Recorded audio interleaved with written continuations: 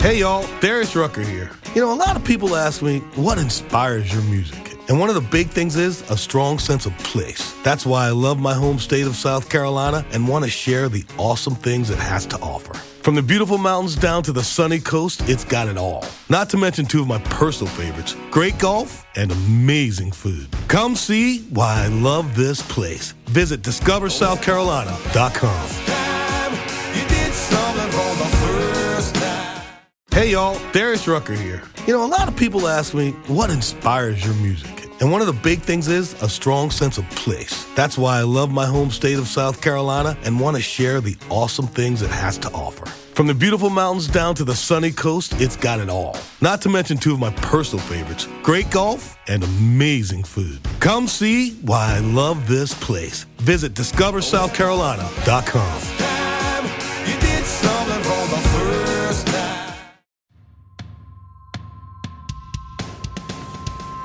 Welcome to Uncluttered and Unfiltered, the podcast urging you to let it go and don't look back, with nationally acclaimed professional organizer Christine Stone and self-proclaimed hot damn mess radio and TV personality Eden Kendall. Welcome everybody to Uncluttered and Unfiltered. I'm Eden Kendall with Christine Stone, and we're very excited to welcome in our special guest today. But before we do that, let's whine a little bit about the weather here, because I have a feeling he's not going to have as much sympathy. No, he's not. As some people. Here in Florida, we had a very chilly weekend. We had 32 degrees, even down to 28 at one point. And George Brescia, who is a New York City guy. Right now, you're not in New York, but tell us a little bit about your weekend weather, and then we're going to do the formal introduction. George, is it chilly for you right now? Yeah, I think it's like 20 degrees outside. I mean, it was like in the teens all weekend. Listen, I love it because, you just layer on the clothes, and that's what winter's about, and all the cashmere and, the shearling. And so I'm all into it.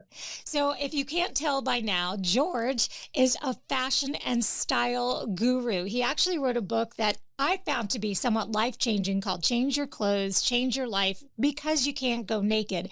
And this book is now a classic. And we're going to talk about the book, but we also want to talk a little bit about how his philosophies mirror, Christine, your philosophies. So George, welcome. Thank you. You wrote this book a while back, but it still holds up. And what was the purpose? What was your mission in writing this book? Because I really wanted to give, people all of the tips and tricks that I have learned throughout all the years in styling all kinds of different women. And I think that the thing that really inspired me the most was I'm very heavily connected to the Broadway community. And, I dress a lot of these Broadway ladies at different levels in their career, right? So I have Tony winners, I have girls that are just starting out, I have people that are, have been in the business for a long time, but, maybe are just sort of like in the middle of it.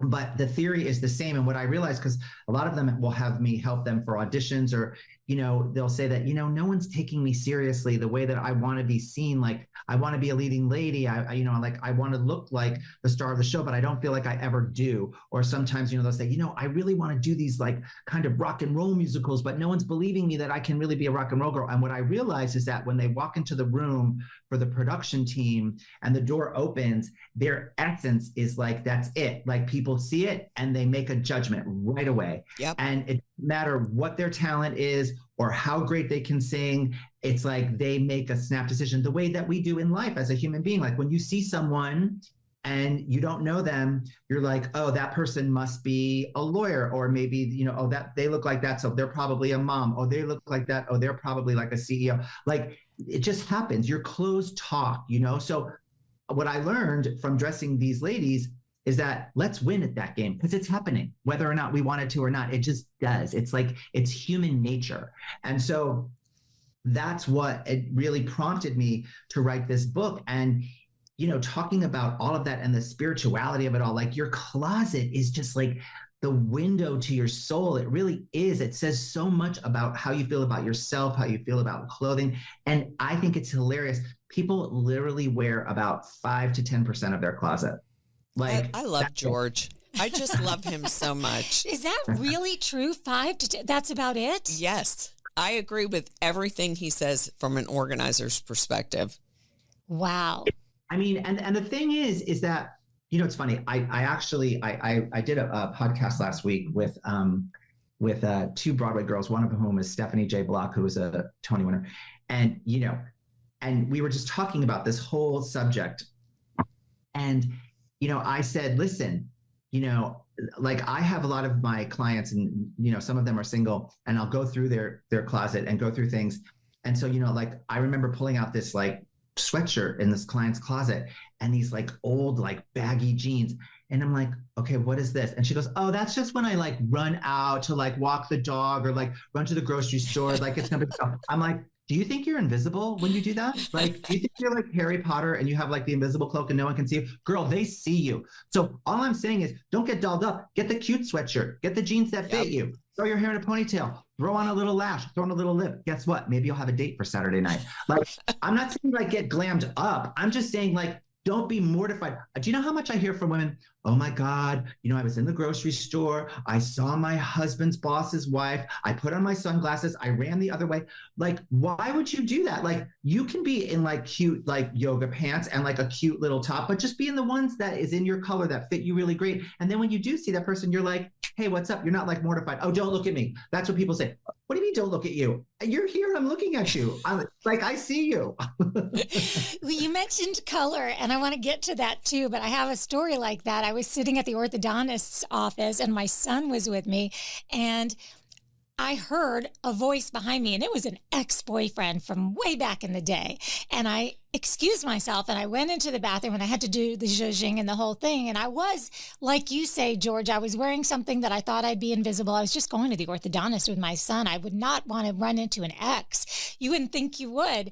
And I came out, and of course, by then my hair's down, the whole thing. Of course, my son then tells my husband how I had to go and like primp before running into an ex. But you're right. I was not prepared. You don't know who you're going to see when you're out of your own home. Shoot, in this day and time with FaceTime and Zoom, you don't know who you're going to see when you're in your home. Right. Well, and the thing is, that's my whole point, is that you are required to wear clothing by law. You're not allowed to be naked. You're just not. So you might as well buy the clothing. And even if you go to Target and you buy the $15, sweatshirt, just buy the one in your color, the one that's cute. You can still go to Target and buy the $15 sweatshirt. No one's telling you that you have to go to Neiman Marcus and buy the $500 sweatshirt. Yep. And I'm not talking about, you have to be glam and get a blowout and you have your whole face. No, because women love to come at me. Oh, well, I don't care.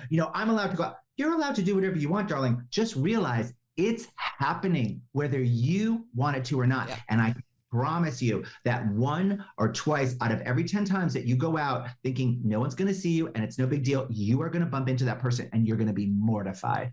And it's just a part of life. So my thing is like, the game is happening, right? Like the sun comes up, the sun goes down, like it's happening. So why don't you just win at it? That's all I'm saying. And if you don't want to do that, then just be present to the fact that you're not doing it. Throw your hair on top of your head, do the sunglasses, and be like, girl, I don't care. I know I look a mess, but it's the way it is today. And that's fine too. Like, as long as you know that that's happening, but don't think that it's not. That's what I'm saying. I've had situations having been on TV and radio in this market for so long, I have had people reach out to me on social media after and say, I saw you at such and such place. I didn't want to come up and say hello. So here I am thinking I've gotten away with it. Yeah. And I am by no means at the level of, say, a Broadway star, or somebody who's, regionally even regionally, I'm not there. But I get it. People do say something, and there's no doubt in my mind that I looked a mess when they saw me. Now, you, on the other hand, Christine, you have said from the beginning, if you're leaving the house, why would you want to not feel like you look your best? Well, I 100% agree with him, because you can get good-looking athleisure wear at Target, on Amazon, and like he said, put some mascara on, put your hair up in a cute little ponytail, wear some cute little tennis shoes, and you're good to go. He's not saying you need to, like he said, go get a blowout and, do your nails. I mean, just look presentable to where you feel good when you look in the mirror. I want to talk about those colors too. You said find it in your color. I mean, we're sitting here in our black, but truly though, people do have colors, and it's based on what, George? Yeah, I mean, I want to respond to the colors, but I do want to say this. Christine's right. Like I am not, promoting that you have to, like, it's for other people and you have to do that. I hear from women all the time. I feel horrible at the soccer game looking at the other mothers. They look so cute and I feel like a schlump. I go to the cocktail party, like everyone else has on the cute look, and I'm like, I don't know what to do. I don't know how to do it. Like I feel bad at work because when I have to do a presentation, like I never feel powerful. So all I'm saying is, like, if that's the way if you feel fabulous all the time with the way you look and the way you go out and you feel good and you feel confident, then keep doing what you're doing, sister. Like, and I mean that. So this is not to, say that anyone is less than or anything like that. All I'm saying is, if you're not feeling like you have a handle on it and you don't feel like you know what your style is, or you're always feeling less than, or you're feeling confused, I'm here to help. So colors. So this is very, very general because obviously everyone is different and everyone's coloring is a little different, but these are generalizations that are true. And all of these tips and tricks and all of this philosophy, a lot of it comes from styling, like if you see for film and television, and even sometimes for theater, because especially on film and TV, we want to be illuminated, right? So like it's like FBI fashion, I call it. Like, what is the star going to wear? So generally blondes, light-skinned, golden, sort of tawny, blue-eyed, green-eyed, light-skinned, light-haired people tend to look better in softer colors, softer pastels, and if they are bright, it's usually like popping the eye color. So if you've got blue or green eyes, you're wearing aqua, you're wearing green, you're wearing cobalt blue, you're wearing sky blue, you're wearing midnight navy. And navy is usually better for a blonde than black. Black is a very challenging color to wear because what it can do is it can really drain us. If you're going to do it, it's great to do it with an accent color that you look good in. So like, you guys are both wearing black. So maybe, Eden, you throw on a camel jacket or a white blazer or a jean jacket. And Christine, you're more of a brunette, although you have the blonde highlights, the light highlights, but you're wearing black and maybe you're wearing it with like a red blazer, like a jewel tone that you look good in. George.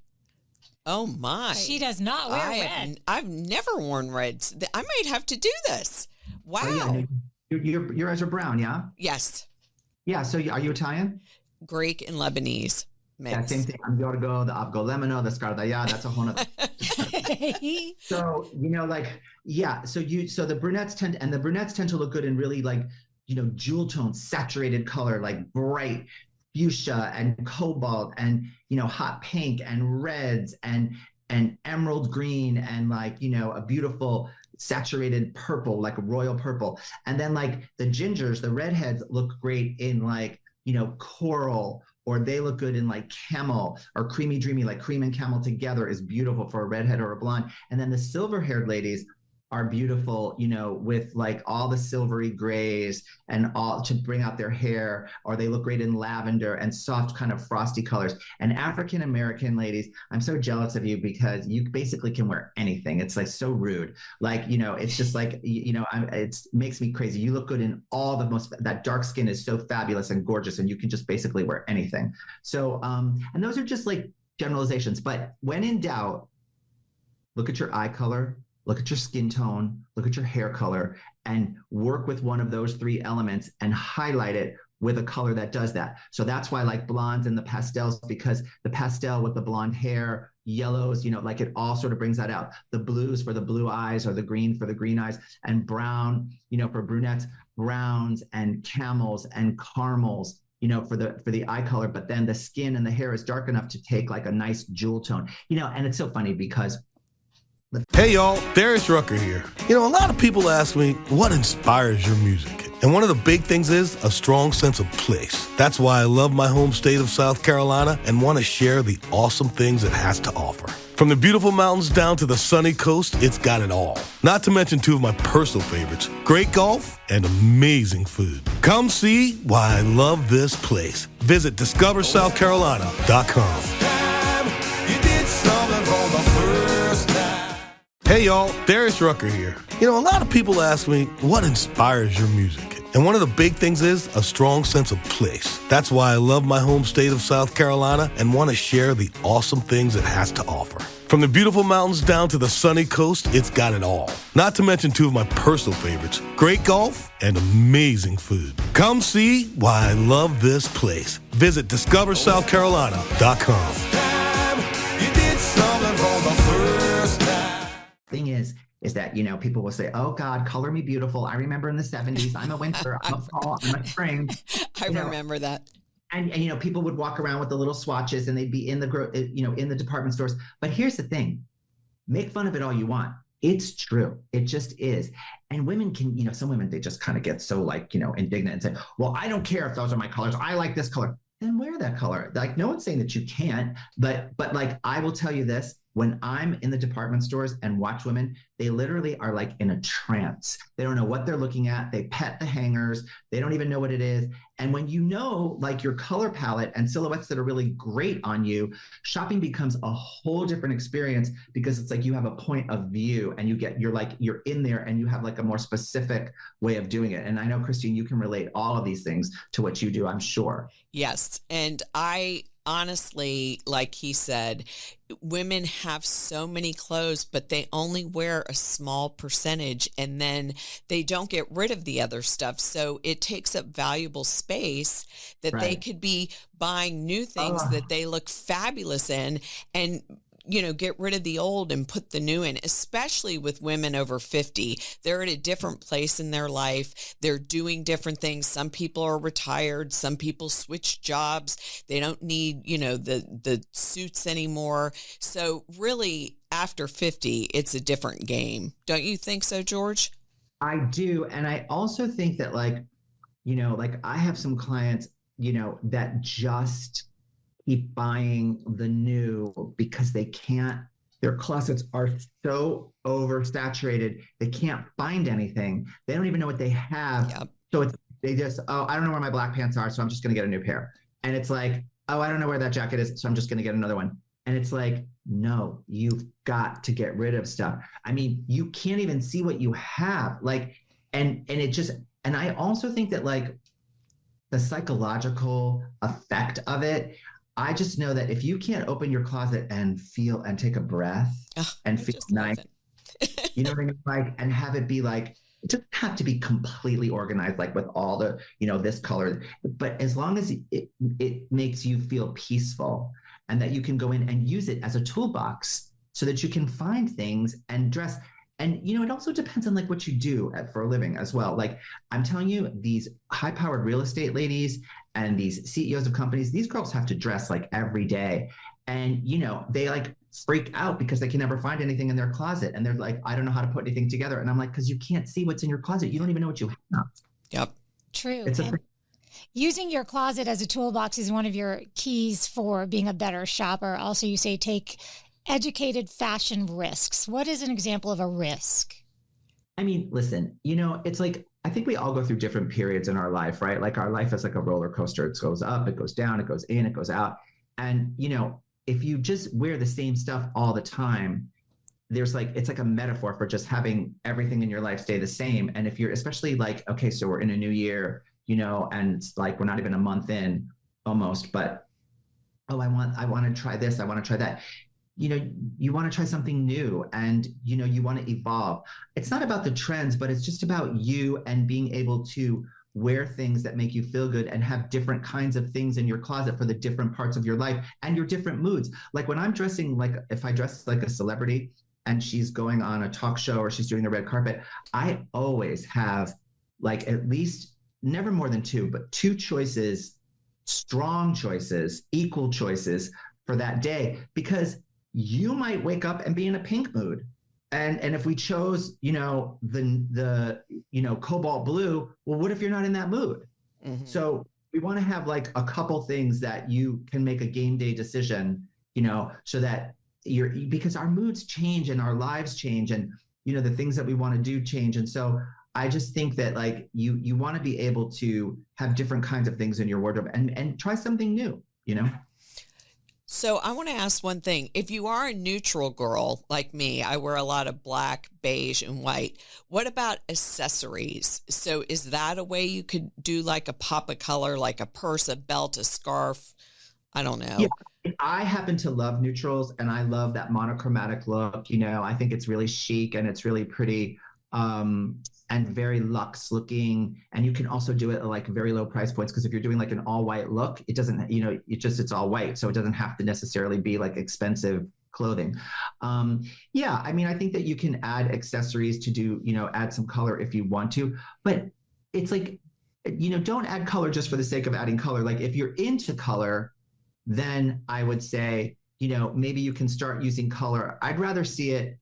I mean, yes, you could do an all white look, and you could do like, like a hot pink shoe and a hot pink bag, and that can be very chic and cool. But I'd rather see you try some kind of underpinning in the all white look to add a little color, throw it up around your face. I'll tell you, color is a great tool to use. It's like, you think of it like makeup. Like if you're feeling tired, if you're feeling, a little run down, and you're feeling like you've been, just working really hard, and you want to like give yourself like a lift, right? And you wear a color that you look really good in. And maybe if you're not a girl that does color all the time like yourself, and you do neutrals, it's nice to, just maybe try it underneath a jacket, whether it's a jean jacket or a blazer or whatever, just to illuminate yourself. And you're going to watch people's reactions. And I will also say, it's so funny because I know women love black and they love dark, and they think they're hiding and they think it's camouflaging. And I have to say, as we get older, especially over 50, you want to go light instead of dark.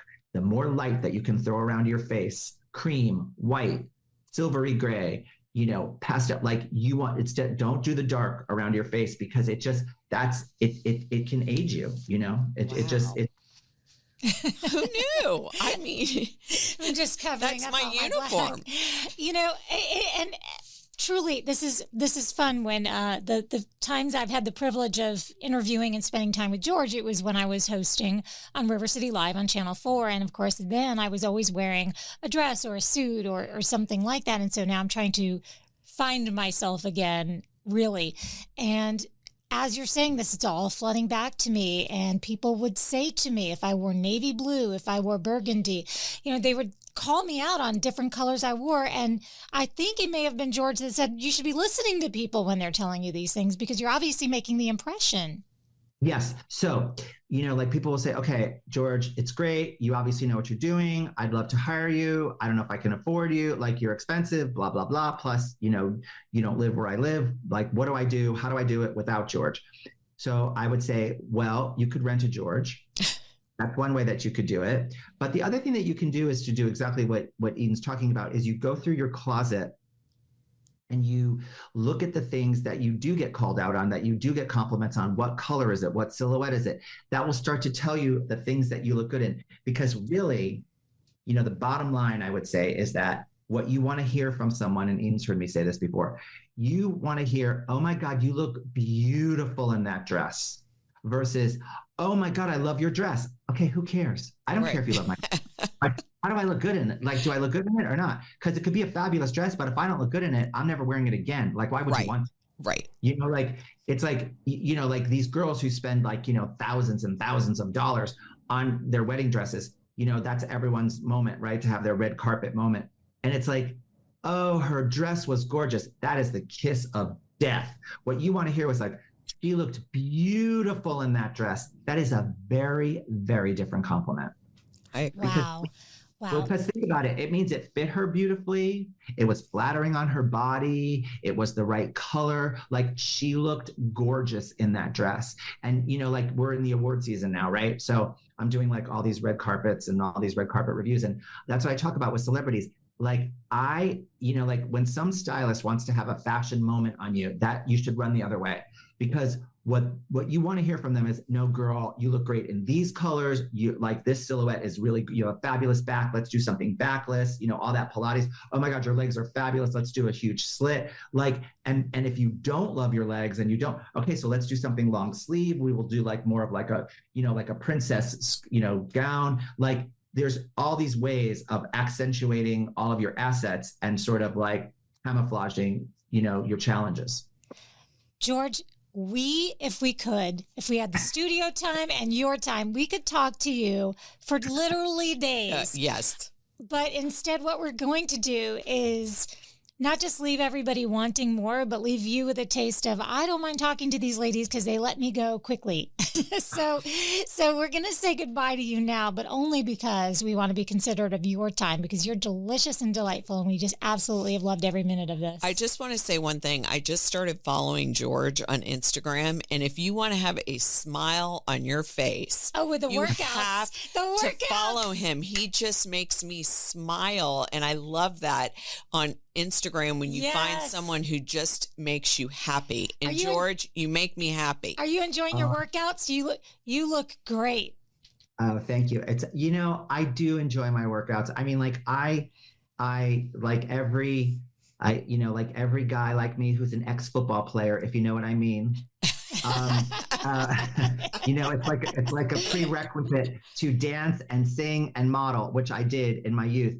And so I like to move my body. I just feel so much better with everything that, might be happening in my life when I'm like really moving my body, and whether it's like, lifting weights or dancing or doing whatever, so that it just kind of like makes me feel good, for so many different reasons. It's actually, the benefit is that the body and the heart, are healthy, but it's really more for my head, I would say, than anything. Well, you fascinate me. I love following you. The smile is infectious, and the joy, and moving with joy, even if you're not following a set program, or even if you're not doing a specific workout.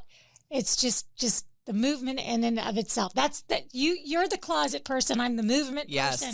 And you check all of our boxes, Mr. George Brescia. You really do. You guys are so sweet. You're so great. I mean, it's funny. I wish we could spend more time together, and I wish we were closer. I would have come in the studio and I could have brought models and the whole thing. But it's fun chatting with you. And Eden, you've always been so generous of spirit. And Christine, I can feel your energy. Like, I don't know you, but like I can feel it. And I'm sure that your clients adore you, because I'm sure you make them feel very safe. And, it's an intimate process. It really is an intimate process. Yeah. Thanks, George. It was so nice meeting you. Nice meeting you. Be safe, sending love, and we are going to say goodbye. Mwah. Wow.